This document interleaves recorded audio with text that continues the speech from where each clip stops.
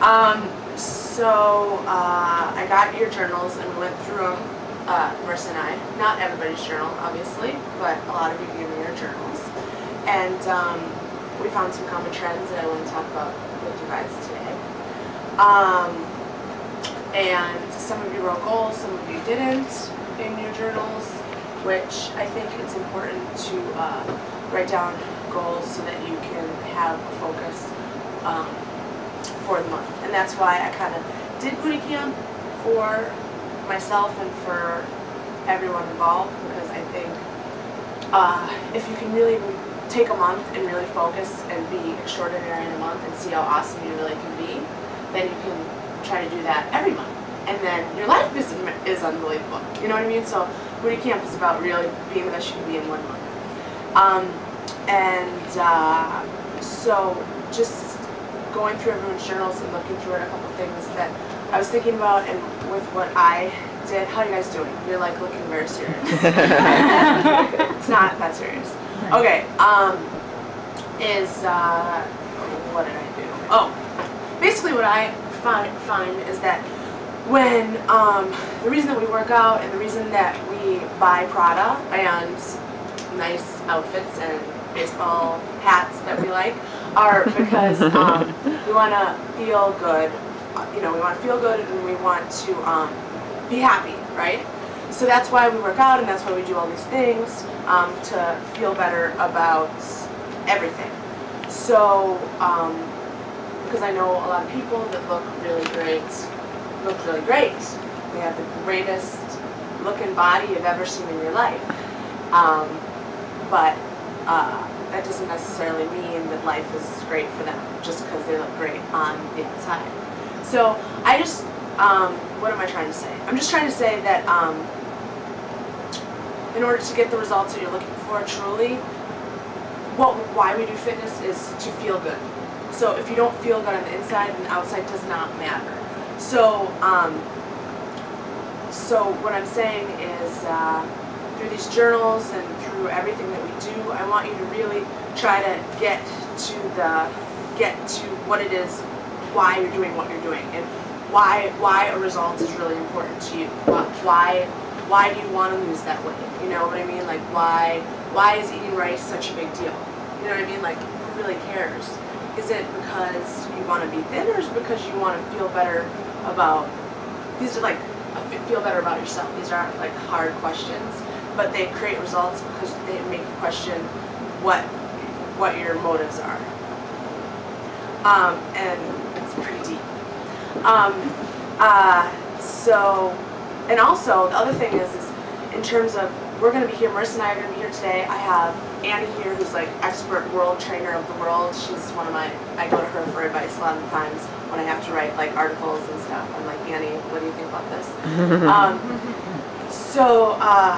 You know, you have the sources. You know, I'm here for you all the time. You can email me with whatever you want. There's a million books out there. There's videos galore that you can get the information that you need to get the body that you want, you know? And it's like, you know what to do a lot of the time, and if you don't, just ask me and I'll help you.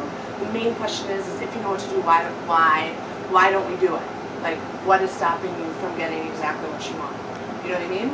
Like, you know what to do. I'll tell you what to do, you know? And I find that, you know, that's your life. You know, that's the questions that you need to ask in order to get where you're going. And a lot of times my slogan is, that's so great. There you go. It's no excuses, not just because it's like, no excuses, you know,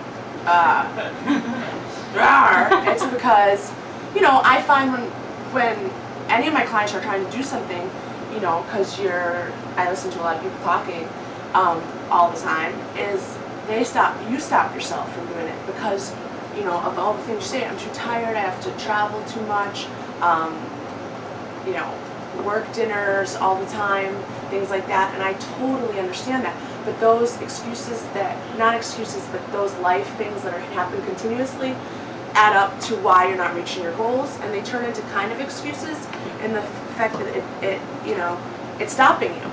So if you want it, then instead of saying because I can't, say this stinks, so I have to find a way to make it work to get there, instead of saying no. The excuse stops you dead in your path and you can't get there. So you just got to find a way to make it happen. Because that's what I'm talking about. I just want you to make it happen. I want you to know that whatever you want to have, if you want to have a six-pack, God knows I've been working on trying to get a six-pack for a while now. It's getting close. It is. And Marissa likes to tell me that it's genetic. She likes to tell me that it's genetic. And I'm going to be like, no. It is not genetic, because I'm going to have a six-pack. One day, you guys are going to see me in my little sports bra. It looks good right now, but it's not what I want. You will see me. I'm not going to do it. I am not going to do it through steroids. I'm not going to do it through steroids, because that's what some people do. I'm not going to do it through being anorexic. I'm telling you right now, because that's what a lot of times girls have to do. You can do it. Like you can have whatever you want. I promise you, it is possible, and that's what we're talking about. So if you want it, if you want to be size 6, if you want to be whatever, let's do it. If you have any questions, let's talk about it. Let's figure it out. Boom. All right. I'm opening the floor to you.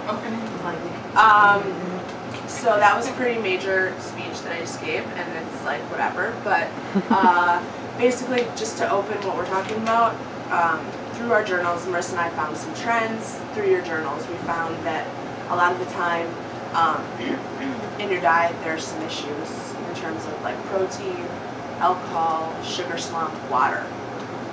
Is there anything you noticed that you'd like to talk about? I'm Marissa, by the way. Yeah. I'm a dietitian.